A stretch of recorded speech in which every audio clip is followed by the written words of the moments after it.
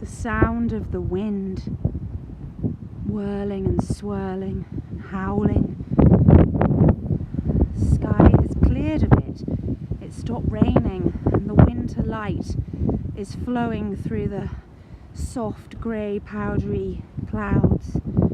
It's hard to imagine that I was here in June creating an art demonstration with the movement of the grasses in this field, and I used an old tile from the barn at Silton in North Dorset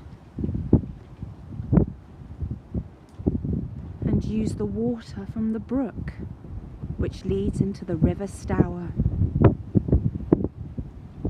This is the Stour Valley, and the walk is called the Stour Valley Way. The field is full of vegetation, but not long grasses.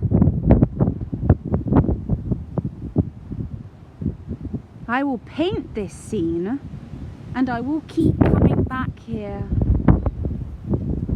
And I really feel this place now I've been back again in December.